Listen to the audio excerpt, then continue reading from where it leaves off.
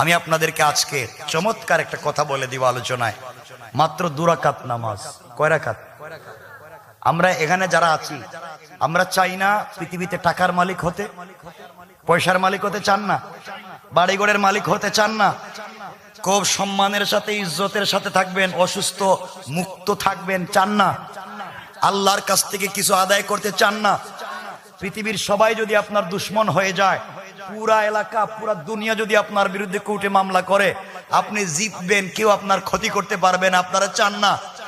লাগবে 2 রাকাত নামাজ। কেমনে এটা বলে দিব আজকে। দুনিয়ার জমিনে আল্লাহ তাআলা কেউ বলেছেন 4 কালো, কেউ বলছেন 3 জন কালোকে সম্মান দিয়েছেন, আকাশচুম্বী সম্মান দিয়েছেন।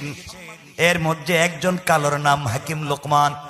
লোকমান একদিকে কালো ছিলেন, এত কালো পৃথিবীতে তার মতো কালো মানুষ বোধহয়